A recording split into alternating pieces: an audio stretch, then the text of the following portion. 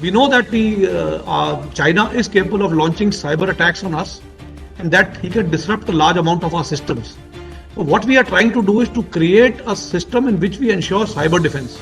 Each service also has its own cyber agencies to ensure that even if we come under a cyber attack, the downtime and the effect of the cyber attack does not last long. We should be able to overcome that cyber attack and continue with our systems either through an alternate means or preventive means through firewall.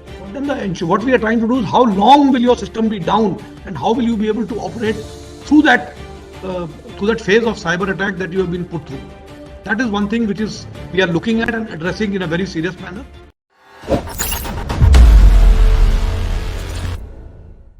Talking about the capability and the differential between India and China. As I said, we have been little slow on the start, and therefore over the years a capability differential has come in. China has been able to invest a lot of funds and allocated a lot of funds in ensuring that they imbibe technology.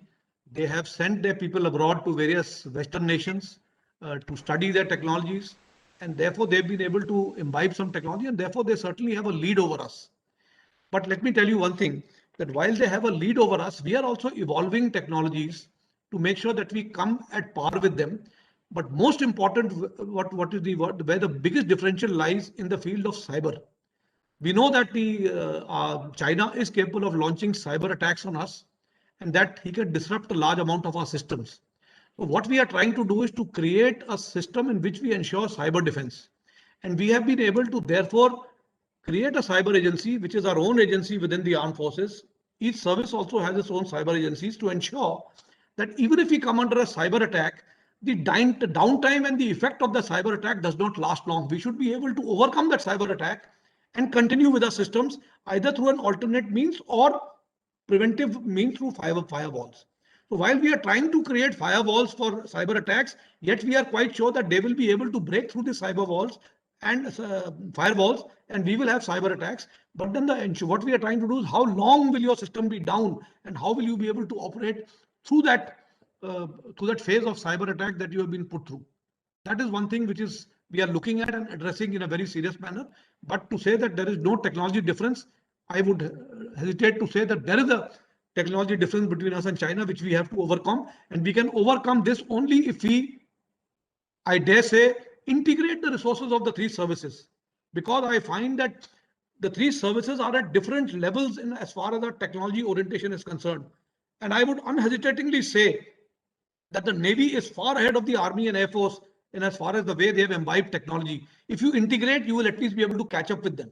And that is the way forward. So while we are behind China, we have to, I think, seriously look at catching up with China on technology. We may not be able to fully catch up with China, but therefore we are trying to develop some kind of a relationship with Western nations and to see how better we can get some support from them during peacetime at least, which will help us to overcome this deficiency that we have as of time. Now, as far as the challenges of theaterization are concerned, well, as I mentioned, there is always a hesitation to change because we are a status quoist nation. We believe in status quo. Also, there is a feeling amongst the three services that Army, being a very large service compared to the Navy and Air Force, will possibly usurp the two entities and possibly everything will become Army centric. I think this is a misnomer because the Army, Navy, and Air Force have their own specialities. They have their own role and task cut out for themselves. So they will retain their autonomy. Integration will only ensure that we have systems which at least operate together. Today, we are not even operating together. Our systems are not talking to each other. Let me now tell you, the Army operates in a communication system called the ASCON.